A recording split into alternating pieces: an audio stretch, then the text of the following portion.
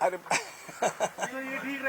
ठीक रहेगा. नाही तुम्ही राजीनाम्याचं तुम्हाला विचारायचे बातमीवर तुमचा खुलासा काय नेमका ते एकदा सांगा, कारण तुम्हाला विचारते बातमी खरी खोटी काय तुमचं. मी तेच सांगतोय ना. मी आता तुम्हाला मराठीत कळलं नाही का तुम्हाला. मी नाही महाराज स्टेटमेंट आलं पाहिजे.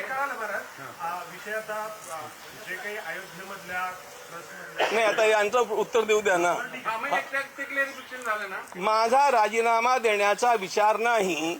सगळीकडे आलेली बातमी खोटी आहे आणि ती कोणीतरी खोडसाळपणानं पसरवलेली बातमी आहे. संपलं. आता एक एक जण तुम्ही सगळे विचारा. जी चौकशी होते आहे अयोध्येमधल्या गैरव्यवहारांची, तर त्याच्याबद्दल तुम्ही समाधानी आहात का? त्या चौकशीबद्दल SIT ज्या पद्धतीनं चौकशी करते आहे मी त्याच्याबद्दल समाधानी आहे.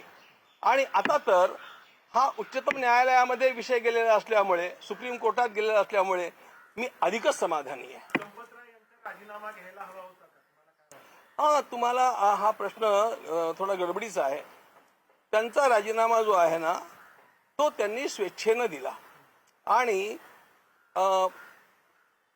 न्यासाच्या संविधानामध्ये, घटनेमध्ये अशा प्रकारची तरतूद आहे की राजीनामा दिल्यानंतर तो मान्य करण्याची आवश्यकता नसते.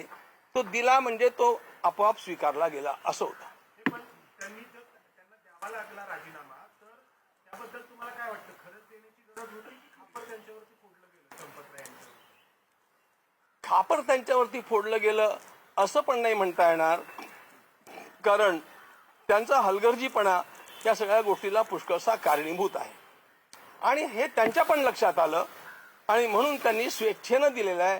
तो कुठल्याही दडपणाखाली दिलेला नाही.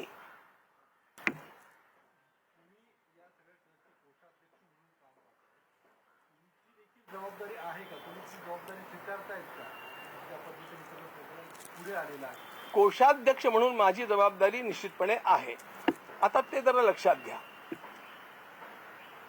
कोशामध्ये आलेलं सगळं धन, त्याचा जमा खर्च, त्याच्यावरती नियंत्रण ठेवणं हे सगळं माझं काम आहे आणि ते काम नीटपणे चालावं याकरता तिथल्या 3 चार्टर अकाउंटंट्सच्या खेरीज आमच्या ऑफिसमधनं दरमहा 5 दिवस त्या ठिकाणी चार्टर अकाउंटंट जातात आणि ते तपासून घेतात.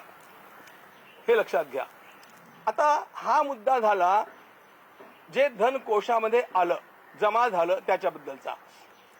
प्रश्न जो आता उद्भवलेला आहे तो तिथे जे समर्पण केलं जातं, म्हणजे ज्याला ते चढावा चोरी असं म्हणतात, जे वाहिलं गेलं, हुंडीमध्ये दानपात्रात टाकलं गेलं, त्याचा अपहार झाला. हा झाला हे खरं आहे, पण त्या गोष्टीशी, त्या क्षेत्राशी माझा आधीपासून काहीही संबंध राहिलेला नाही. याचं कारण पण असं आहे की समर्पण होणं दानपात्रामध्ये ही रोजची प्रक्रिया आहे. त्याची मोजणी होणं हे रोजचं काम आहे आणि तिथले स्थानिक न्यासी हे काम बघत होते आणि मी प्रवासात असल्यामुळे आणि महिन्याकाठी 1-2-3 दिवस मी तिथे जात असल्यामुळे त्याची जबाबदारी त्या लोकांनी स्वीकारलेली होती आणि ते बघत होते. आणखी पण एक महत्वाचा मुद्दा आहे. केवळ त्यांच्यावरती हे अवलंबून नव्हतं, तर SBIला हे काम सोपवलेलं होतं.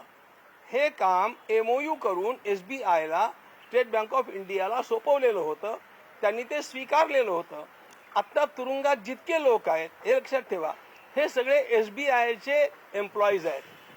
त्यांना सर्व्हिसला ठेवलं आहे ते SBIनं ठेवलेलं आहे, ते आम्ही ठेवलेलं नाहीये. आता काय होतं, आपल्यातल्या काही लोकांनी हा चांगला मुलगा आहे याला ठेवून घ्या अशी शिफारस केलेली असणार, ती केलेली पण होती. पण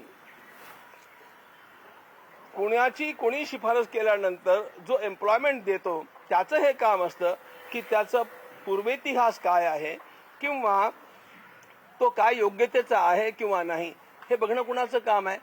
तुम्हीच सांगा मला. हे SBI बघते आहे. SBI हे भारत सरकारची अत्यंत प्रतिष्ठित बँक आहे आणि त्यामुळे